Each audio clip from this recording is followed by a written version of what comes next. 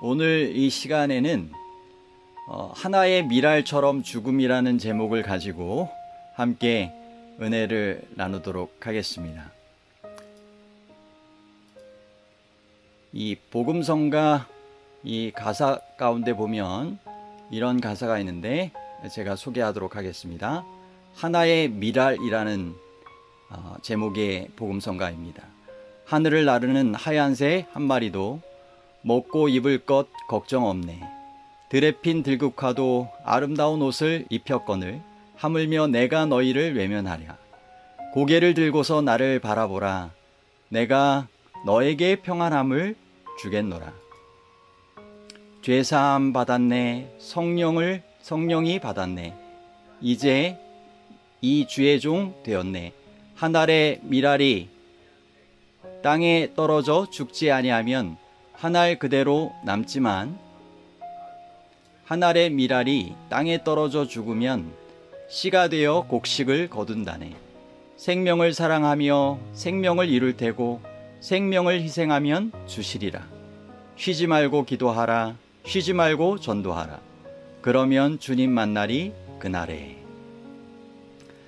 가사 가운데 한 알의 미랄이 땅에 떨어져 죽지 아니하면 한 알 그대로 남지만 하나의 미랄이 땅에 떨어져 죽으면은 씨가 되어 곡식을 거둔다네. 생명을 사랑하면 생명을 이룰 테고 생명을 희생하면 주시리라. 우리는 땅에 떨어져 죽는 하나의 미랄을 통하여 어떻게 하나님의 뜻에 우리가 복종하며 또 살아갈 수 있는지에 대한 흥미로운 교훈들을 얻게 됩니다. 첫 번째로 미랄은 땅에 떨어집니다. 줄기에서 떨어진 이 미랄은 어떻게 어느 지점에 떨어질지 예측할 수 없습니다. 그리고 흙이 덮이고 짓누르는 것에 대해 미랄은 전혀 저항할 힘을 갖고 있지 않습니다. 둘째, 미랄은 기다립니다. 땅에 떨어진 미랄은 장차 어떻게 될지를 알지 못합니다. 장래에 어떤 생명을 생산할지 상상조차 할 수 없는 것이죠. 셋째, 미랄은 죽습니다. 미랄이 지금의 안전하고 편안한 상태에 머물기를 포기하지 않는 한 그것이 밀이삭으로 될 가능성은 없는 것입니다. 반드시 죽어야만 열매 맺는 식물로 변화될 수 있는 것입니다. 그래서 예수님께서는 자신의 죽음을 빗대어서 성경에 이렇게 말씀하셨죠. 요한복음 12장 24절입니다. 내가 진실로 진실로 너희에게 이르노니 한 알의 밀이 땅에 떨어져 죽지 아니하면 한 알 그대로 있고 죽으면 많은 열매를 맺느니라. 이 말씀을 통해서도 말씀하셨던 것처럼 예수님께서는 이 모본을 통하여 우리에게 이 한 알의 미랄에 대한 교훈을 알려주고 계십니다. 그것을 우리의 삶에 어떻게 적용할 수 있는지를 오늘 살펴보도록 하겠습니다. 오늘날의 문화는 자신의 권리를 주장하고 요구하도록 부추깁니다. 권리를 주장하는 것은 좋은 일이고 또한 그렇게 하는 것이 마땅한 때가 있습니다. 요즘 한국에도 국가인권위원회가 조직 운영되면서 이것이 선용되는 경우도 있지만 악용하는 사람들도 있어서 지나치게 인권이라는 이름으로 사회적 공평과 정의가 도리어 망가질 때도 있습니다. 이기적인 자기 사랑으로 자신의 권리만을 주장할 때 문제가 생기는 것이죠. 절대 권리를 포기하거나 손해보려 하지 않을 때 문제가 생기는 것입니다. 하지만 예수님의 경우와 같이 우리가 하나님 아버지를 섬기고 영혼을 구원하기 위해 그러한 영원한 가치를 위해서 때때로 우리 자신의 권리를 기꺼이 포기해야 하는 경우도 있습니다. 이렇게 포기하는 과정은 힘들 뿐만 아니라 큰 시련으로 여겨지기도 합니다. 하지만 주님께서는 이런 교훈을 주셨습니다. 빌립보서 2장 5절에 너희 안에 이 마음을 품으라 곧 그리스도 예수의 마음이니. 우리가 본받아야 할 예수님의 마음, 예수님의 모본은 자신의 권리를 포기하는 섬김의 모습이었습니다. 이어지는 내용 가운데도 보면 예수님께서 자신을 하나님 아버지의 뜻에 복종시키기 위한 세 단계를 묘사하고 있습니다. 6절에 그는 근본 하나님의 본체시나 하나님과 동등됨을 취할 것으로 여기지 아니하시고 오히려 자기를 비어 종의 형체를 가지사 사람들과 같이 되셨고 7절 말씀까지였습니다.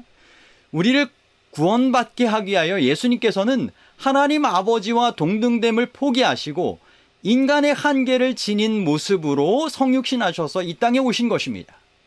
예수님께서는 위대하고 화려한 인간의 모습이 아니라 마구간에, 그것도 종의 모습으로 오셔서 사셨습니다. 8절에 사람의 모양으로 나타나사 자기를 낮추시고 죽기까지 복종하셨으니 곧 십자가에 죽으심이라. 예수님께서는 평안하고 장수하는 생애를 살지 않으시고 인간 중에서도 종으로 죽기까지 복종하셨습니다. 그런데 그분의 죽음 또한 고상하고 영예로운 죽음이 아니라 당시 극악무도한 죄수를 처형하는 가장 잔인하고 치욕스러운 형벌인 십자가의 죽음을 겪으셨습니다. 예수님의 이런 모본이 우리의 삶에 어떻게 적용될 수 있을까요? 예수님께서는 인류를, 나를 구원하시기 위하여 하나님과 동등됨을 포기하시고 인간의 모습으로 오셨으며 종의 종으로 생애하시다가 마침내 십자가의 대속의 죽음을 당하신 것입니다. 하나님의 아들께서 우리의 죄를 대속하기 위하여 인간의 몸으로 이 땅에 오신 놀라운 그 겸손을 생각해 보십시오. 예수님께서 십자가에서 보이신 복종과 자기 희생의 모습을 담기 위해 우리도 그렇게 순종하며 살아가야 되지 않겠습니까?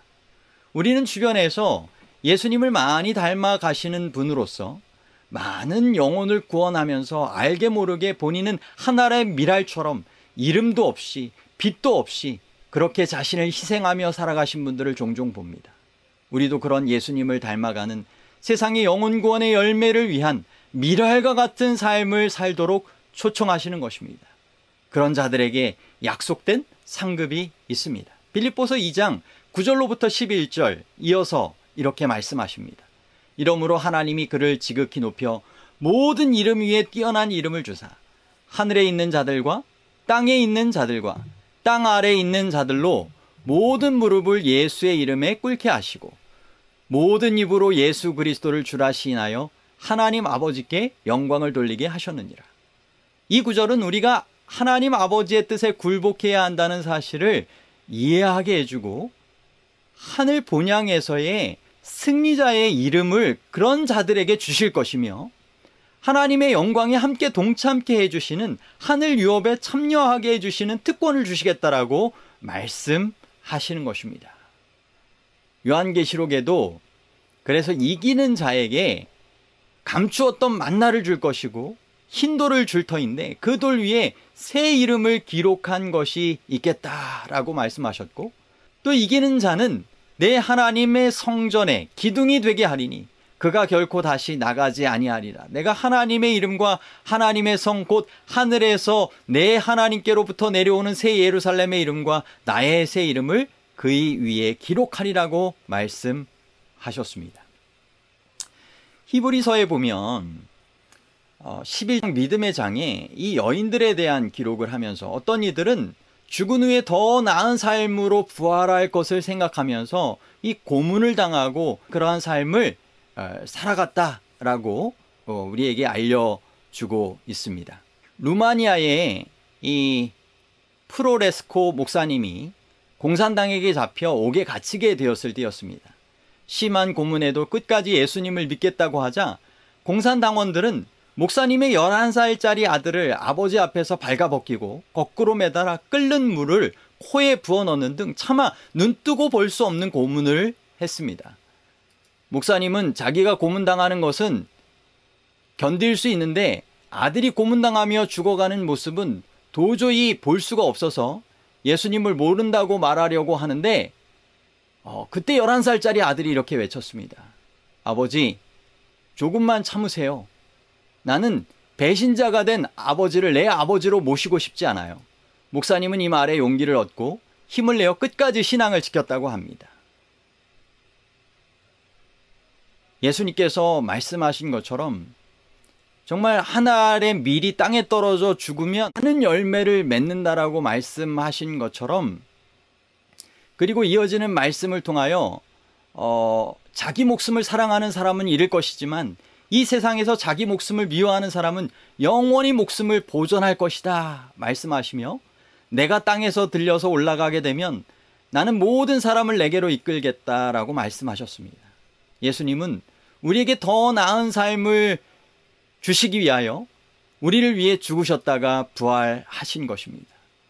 예수님처럼 하늘의 밀로 땅에 떨어져 그렇게 죽는 이들에게 주님께서는 다시 부활 후에 더 나은 하늘 본향의 삶을 살겠다라고 약속하시는 것입니다. 여러분, 하나님의 뜻을 위하여 정말 하늘의 밀로 땅에 떨어져 죽을 수도 있는 그와 같은 이 주님을 너무나 정말 사랑하는, 그렇게 순종하여 따르는, 죽기까지 순종하여 따를 수 있는 그런 삶을 우리가 살아가면 좋겠습니다. 저도 어릴 때부터 내가 이후에 이 최후의 환란이 올 때 이 순교 자리에 설 수 있을까라는 그런 생각을 하면서 그렇게 신앙적인 그런 결심과 또 앞으로의 각오들을 다졌던 때가 생각이 납니다. 아무쪼록 우리 모두가 하나님께서 원하시는 그와 같은 더 나은 하늘 본향을 사모하며 그 나라를 위하여 그렇게 주님을 위한 희생, 또 주님의 모본을 따르는 삶을 우리가 함께 살아갈 수 있게 되기를 간절히 바랍니다. 하나님의 뜻을 우리가 알기를 원하죠. 내 삶에 하나님의 뜻을 알 수만 있다면 모든 것을 그분을 위하여 희생을 할 수 있을 텐데, 많은 그리스도인들이 이런 생각을 합니다. 그러나 여전히 우리는 그분의 뜻을 잘 분별하지 못할 때가 있습니다. 이렇게 잘 이해하지 못하는 이유가 무엇일까요? 로마서 12장 1절로부터 2절에는 바울이 하나님의 뜻을 알 수 있는 방법에 대하여 이렇게 묘사하고 있습니다. 그러므로 형제들아, 내가 하나님의 모든 자비하심으로 너희를 권하노니 너희의 몸을 하나님이 기뻐하시는 거룩한 산 제물로 드리라. 이는 너희가 드릴 영적 예배니라. 너희는 이 세대를 본받지 말고 오직 마음을 새롭게 함으로 변화를 받아 하나님의 선하시고 기뻐하시고 온전하신 뜻이 무엇인지 분별하도록 하라. 여러분, 우리가 하나님의 뜻이 무엇인지 확인하려면 다음의 절차를 따라야 한다라고 알려주고 있는데요. 첫 번째, 하나님의 자비하심을 바로 깨달아야 합니다. 그리고 하나님께 자신을 산 제물, 산 제사로 드려야 합니다. 그럴 때 우리의 마음이 새롭게 될 수 있고, 그렇게 새로워진 마음만이 하나님의 뜻을 바르게 분별할 수 있다는 것입니다. 새롭게 되기 위해서는 하나님의 자비를 깨닫고 자신을 거룩한 산 제사로 드려야 한다는 것이죠. 즉, 자아가 죽어야 한다는 것입니다. 예수님께서는 우리를 위하여 고난당하셨을 뿐만 아니라 죽으셔야만 했습니다. 우리도 마찬가지로 자아가 죽어야만 다시 살아나는, 그러한 거듭나는 삶을 살아갈 수 있는 것이죠. 나의 삶에 완전히 죽지 않은 부분이 무엇인지 성령님께 보여주시기를 우리가 함께 간구하면 좋겠습니다. 우리가 하나님께 산제사로 드려지기 위해 포기해야 할 부분이 무엇인지를 알려달라고 우리가 그렇게 주님께 간구하면 좋겠습니다. 우리의 삶에 완전히 포기하고 죽지 않은 부분이 있을 때 하나님께서는 우리의 주의를 다시 한번 집중시키기 위하여 우리에게 시련을 허락하시기도 합니다. 그러나 그 시련, 그 고난은 우리로 하여금 우리의 죄를 깨닫게 해줄 뿐만 아니라 예수님께서 우리를 위하여 스스로 버리신 것들에 대하여 우리가 생각하게 합니다. 엘리자베스 엘리엇이라고 하는 분은 다음과 같이 기록하였습니다. 우리의 마음속 가장 깊은 곳에 있는 열망을 굴복시키는 일은 우리의 자신이 십자가에 달리는 경험에 버금가는 행위이다. 물론 그것은 주님의 고난에 비할 바가 아니고 구주의 고난에 동참하기 시작하는 것에 불과하지만 우리가 주님과 함께 겪을 수 있는 온갖 종류의 고난 중 가장 십자가에 가까운 것이다 라고 사랑을 위한 탐색이라는 그의 책에서 기록했습니다. 우리가 하나님의 뜻을 바로 분별하기 위해서는 먼저 자아가 죽어야만 합니다. 자아가 죽을 때 구주의 고난에 동참하는 것이고, 그럴 때 십자가의 사랑을 깨닫게 되는 것입니다. 여러분, 하나님께서는 당신의 백성들이 만일 처음부터 종말까지를 볼 수 있고 하나님의 동역자로서 그들이 성취하고 있는 그 목적의 영광을 분별할 수 있다면 그들이 인도받기를 선택하였을 그 길 이외에 어떤 다른 길로는 결코 그들을 인도하지 않으신다라고 말씀하셨습니다. 여러분, 우리에게 무엇이 최선의 유익이 되는 길인지 주님께서 아시고 그 길로 인도하신다는 것입니다. 그런데 그 길 가운데는 어떤 길도 있는 거예요? 주님께서 가신 그러한 십자가의 길, 고난의 길, 또 좁은 길이 있다는 것입니다. 여러분, 하늘로 승천한 에녹이나 불병거를 타고 하늘로 승천한 엘리야일지라도 결코 옥중에서 외롭게 죽은 침례 요한보다 더 위대하거나 영예를 더 많이 받지는 않았다고 했습니다. 그리스도를 위하여 너희에게 은혜를 주신 것은 다만 그를 믿을 뿐 아니라 또한 그를 위하여 고난도 받게 하심이라. 빌립보서 1장 29절 말씀입니다. 그리고 하늘이 사람에게 주실 수 있는 모든 선물 중에서 그리스도와 더불어 그의 고난에 동참하는 것이 가장 가치 있는 신임이요 가장 높은 영예다라고 시대의 소망 224쪽에는 말씀하셨습니다.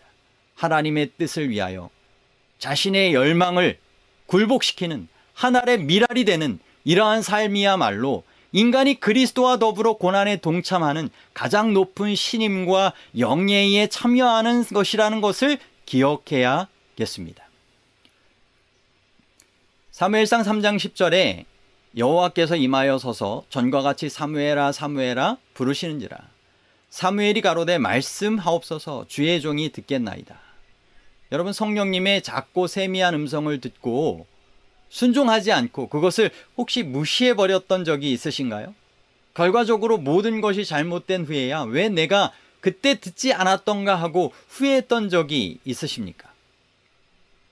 사무엘상에는 여호와의 말씀을 잘 들은 한 소년과 잘 듣지 않은 두 엘리의 악한 아들 그리고 늙은 아버지의 이야기가 나오는데, 이들은 비록 하나님의 간한 경고, 성령의 음성이 있었음에도 불구하고 돌이키지 않았습니다. 그들에게 있어서 어떤 차이점이 있었는지 한번 성경 말씀을 가지고 우리가 함께 살펴보겠습니다. 사무엘상 2장 12절부터의 내용을 보면 엘리의 아들들은 행실이 나빠 여호와를 알지 못하더라고 하였습니다. 여러분, 제사장 위임식에 직접 참여하고 그렇게 성전에서 봉사하던 이들이 왜 여호와를 알지 못했을까요? 순종하지 않고 알지 않기로 그들은 선택한 것입니다. 그리고 17절에 보면 이 소년들의 죄가 여호와 앞에 심히 크면 그들이 여호와의 제사를 멸시하였음이었더라 라고 되어 있습니다. 여러분, 여호와께 드리는 제사 예배를 그들은 멸시하는 삶을 살았던 것입니다. 그리고 23절에 보면 그들에게 이르되 너희가 어찌하여 이런 일을 하느냐, 내가 너희의 악행을 이 모든 백성에게서 듣노라. 엘리 아버지가 그 아들들에게 얘기하는 것입니다. 내 아들들아, 그리하지 말라. 내게 들리는 소문이 좋지 아니하니라. 너희가 여호와의 백성으로 범죄하게 하는도다. 사람이 사람에게 범죄하면 하나님이 심판하시려니와 만일 사람이 여호와께 범죄하면 누가 그를 위하여 간구하겠느냐 하되 그들이 자기 아버지의 말을 듣지 아니하였으니 이는 여호와께서 그들을 죽이기로 뜻하셨음이더라. 그들이 결국 스스로의 선택을 통하여 너무나 완고하게 고집하고 거절하는 삶을 통하여 여호와의 그러한 심판, 형벌을 당할 수밖에 없는 지경에 처하게 되는 것입니다. 30절에 그러므로 이스라엘의 하나님 나 여호와가 말하노라. 내가 전에 내 집과 내 조상의 집이 내 앞에 영원히 행하리라 하였으나 이제 나 여호와가 말하노라. 결단코 그렇게 하지 아니하리라. 나를 존중히 여기는 자를 내가 존중히 여기고 나를 멸시하는 자를 내가 경멸하리라. 주님께서 말씀하셨습니다. 그리고 35절에 내가 나를 위하여 충실한 제사장을 일으키리니 그 사람은 내 마음 내 뜻대로 행할 것이라.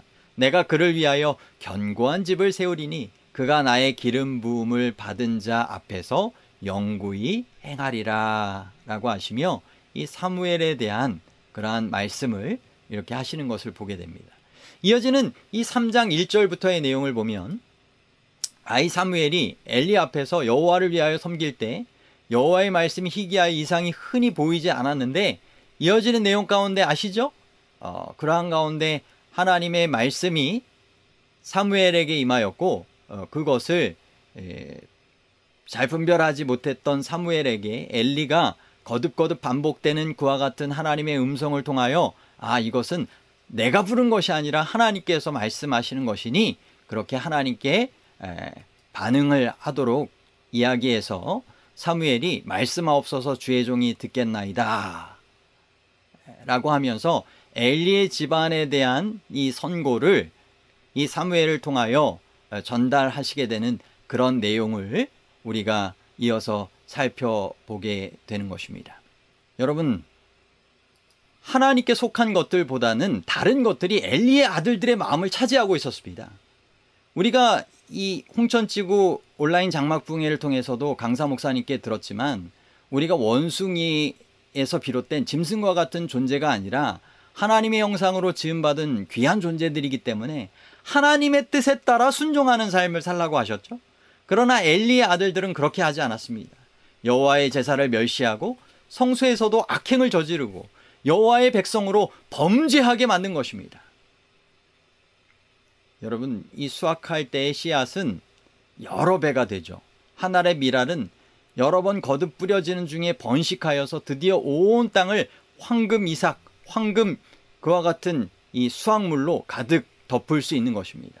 이와 마찬가지로 한 사람의 일생 한 가지의 행위는 그러한 영향력을 퍼뜨릴 수 있다라고 말씀하시고 계십니다. 여러분, 우리가 하나님께서 원하시는 밀알처럼 생명의 영향력을 그렇게 끼치는 삶을 살아야 되겠습니다. 엘리의 태만이 모든 아버지와 어머니 앞에 분명히 제시되어 있다. 그의 순결하지 못한 애정이나 자신의 비위에 맞지 않는 의무를 행하기를 즐겨하지 아니한 결과로 엘리는 그의 심술궂은 아들들에게서 죄악의 수확을 거두었다. 악을 용인한 부모나 그 악을 행한 자녀들 모두 하나님 앞에 죄가 있으며 하나님께서는 그들의 범죄를 속하기 위해 드리는 어떤 제물이나 헌물도 받지 않으실 것이다. 이 부모와 자녀가 하나님 앞에 얼마나 순종하는 삶을 충실하게 잘 살아가야 되는지를 우리에게 알려주고 계시는 말씀입니다.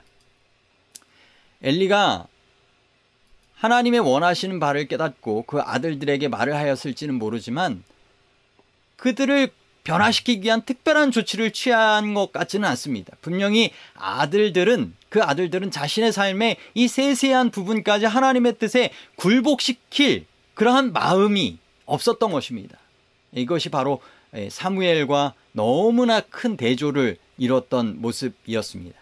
이 설교자 찰스 스탠리는 내 말을 들으라는 하나님의 음성을 열린 마음으로 받아들이는 것이 얼마나 중요한지를 이렇게 묘사했습니다. 성령께서는 말씀하실 때 정보만을 전달하지 않으신다. 그분은 반응을 기대하신다. 그리고 그분은 우리의 주의를 빼앗아가는 큰 방해물들이 우리의 생각 속에 있을 때에는 다른 것을 제시하는 것이 오히려 시간 낭비임을 아신다. 이러한 경우에 그분께서는 종종 침묵을 지키신다. 그분께서는 우리가 마음을 열고 그분의 음성을 들을 수 있을 뿐 아니라 마침내 순종할 수 있게 되기를 기다리신다 라고 그의 성령 충만의 놀라운 삶이라는 책에서 기록하였습니다. 성령께서는 세미한 음성으로 우리에게 말씀하십니다. 우리가 사무엘처럼 순종하는 반응을 위한 온전히 자신을 내어드리는 이 집중하는 열린 마음으로 하나님의 음성을 듣는 자세가 필요한 것입니다. 여러분, 하와가 에덴 동산에서 죄를 지었을 때 그것은 단지 하나님의 말씀을 의심했기 때문만은 아니었습니다. 문제의 핵심은 하와가 스스로 무엇이 선하고 바른 것인지를 결정할 충분한 지혜가 하나님을 떠난 자신 스스로에게도 있다라고 믿은 것입니다. 그녀는 자신의 판단력을 의지하였습니다. 우리가 하나님의 말씀을 신뢰하는 대신에 자신의 판단력에 의지할 때 종종 여러 문제들에 노출되는 것을 보게 됩니다. 사울이 자기 자신을 의지하는 그러한 삶을 살아감으로 신속하게 비극이 그에게 찾아오는 것을 보게 됩니다. 사무엘이 사울을 하나님의 택하신 왕으로 기름을 붓고 그에게 특별한 지시를 주었지만 사울은 이 불순종하고 맙니다. 사무엘상 13장 1절부터의 내용을 보면 사울이 이 몰락으로 행하게 된 자기 뜻대로 행하게 되었던 그런 이야기가 나오는데요. 사울이 왕이 된 지 2년에 이스라엘 사람 3,000명을 택하여 전쟁을 위한 이 준비를 갖추게 됩니다. 그런데 그 상대 블레셋 사람들이 요나단 그 아들의 침을 통하여서 다시 싸우기 위하여 이제 오게 되는데 얼마나 많은지 병거가 3만이요 마병이 6,000명이요 백성은 해변에 모래같이 많았다고 했어요. 그로 인하여 온 백성들이 떨고 있는데 사무엘이 정한 기한에 오지 않은 것입니다. 이래 동안을 기다렸지만 그가 오지 않자 백성은 이 사울에게서 흩어지고 있었고 사울이 그때 자신 스스로의 선택을 통하여 이런 행동을 합니다. 번제와 화목제를 가져오라 하여서 번제를 드린 것입니다. 번제를 드리자마자 사무엘이 오게 되었죠. 그래서 사무엘이 왕이 행하신 것이 무엇이냐, 당신이 내게 오지 않고 백성은 흩어졌기 때문에 블레셋 사람들이 그렇게 전쟁을 위하여 준비해 있는 것을 보고 내가 여호와께 은혜를 간구하였다. 그래서 부득이하게 번제를 드렸다 이야기합니다. 그랬더니 사무엘이 왕이 망령되이 행하였도다. 왕이 왕의 하나님 여호와께서 왕에게 내리신 명령을 지키지 아니하였도다. 그리하였더라면 여호와께서 이스라엘 위에 왕의 나라를 영원히 세우셨을 것이거늘 지금은 왕의 나라가 길지 못할 것이다. 여호와께서 왕에게 명령하신 바를 왕이 지키지 아니하였으므로 여호와께서 그의 마음에 맞는 사람을 구하여 여호와께서 그를 그의 백성의 지도자로 삼으시게 되었다라고 하는 이 선언을 하게 됩니다. 사울이 왕이 된 후에 자기 스스로의 선택을 하게 되는 자기 의존의 길로 이렇게 살아가게 되었을 때 이와 같은 하나님으로부터 조금씩 멀어져 가게 되었고 그와 같은 타락과 비극이 이어져서 찾아오게 되는 것을 보게 되는 것입니다. 사울은 자기 군사들이 흩어져 있고 사무엘이 거기에 없는 것을 보았습니다. 결국 사울은 이와 같은 압박감과 불안감을 느끼는 것을 눈으로 보고 평가한 것입니다. 그리고 다음 단계로 보면 블레셋이 우리를 치러 내려오겠구나 라고 말하므로 이제 보는 것에서 말하는 것으로 그가 이제 그의 잘못된 행동을 옮겨가는 것을 보게 됩니다. 그리고 사울은 말하는 것에서 느끼는 것으로 옮겨가므로 스스로의 번제, 희생을 바치는 행동을 하도록 이 몰아붙이는 모습이 나옵니다. 사울이 생각하던 것은 이제 그의 느낌과 행동으로 이어진 것입니다. 여러분, 우리 모두는 이런 일들을, 이런 실수를 저지를 수 있습니다. 우리가 인간적인 시야에 의지하여 자신의 생각을 그렇게 갖게 되고 마침내 이와 같은 느낌을 의지하여 느낌대로 행동할 수 있다는 것입니다. 많은 사람들이 중요한 순간에 하나님을 의지하는 대신에 자신을 의지하는 경향이 있게 되는 것입니다. 눈에 보이는 대로 말하고 행동하는 것이죠. 하지만 우리가 말씀의 원칙에 따라 판단하고 하나님을 믿는 믿음으로 선택하는 것이 중요한 것입니다. 어떤 이들은 미래에 어떤 일이 닥칠지 알지 못하므로 이 하나님께 그대로 복종하는 것이 이 참 두려운 일이 아닌가 생각하는 사람들도 있습니다. 하지만 여러분, 미래는 오직 하나님께만 속한 영역이기 때문에 하나님께서 우리를 지도해 주시고 인도해 주실 수 있도록 우리의 미래와 영혼을 하나님 앞에 더욱 의지해야 할 필요가 있다는 것을 우리는 기억해야 합니다. 우리가 살펴보았듯이 우리가 자신의 힘을 의지하는 동안 하나님의 뜻에 복종하는 일이 이제 방해를 받게 될 수 있습니다. 하나님 외에 다른 대체물들을 의존할 때에도 이런 일이 생겨날 수 있습니다. 이 어떤 이들은 우울함을 느낄 때 이 기분 전환을 위하여 이 쇼핑을 가기도 하고요. 어떤 이들은 이 만족감을 느끼기 위하여 명예를 또 추구하기도 합니다. 또 어떤 이들은 이 배우자와의 관계에 어려움이 있을 때 다른 누군가를 찾기도 합니다. 우리는 이 압박감을 해소하기 위하여 여러 가지 것들을 사용할 수 있지만 그것들은 이 문제를 해결해 주지 못합니다. 오직 하나님으로부터 오는 그러한 특별한 하늘의 도우심만이 그 일을 해결할 수 있는 것입니다. 그런데 우리는 하나님을 의지하는 대신에 그 외에 다른 대체물에 의존하기 위하여 시간을 허비하는 경우들이 종종 있다는 것입니다. 여러분, 우리에게도 이런 실수가 있진 않은지 생각해 보시길 바랍니다. 우리에게 신성한 하나님의 계시가 필요할 때 우리의 인간의 지혜, 논리나 과거의 경험을 의지하는 그러한 것들로 대체할 수 있는 실수가 있는 것입니다. 하나님의 거룩한 해결책이 필요할 때 그것을 이 마음으로부터 그냥 차단해버리는 그러한 실수를 할 때도 있고요. 우리가 거룩한 능력을 얻기 위하여 하나님과 교통할 필요가 있을 때 현실에서 도피하거나 하나님마저 피해버리는 때가 있기도 하는 것입니다. 이 스가랴는 우리가 정말 중요한 문제에 초점을 맞출 수 있도록 하나님께 집중할 수 있도록 하나님을 통하여 우리의 불가능이 해결함 받을 수 있다라고 하는 것을 이렇게 알려주고 있습니다.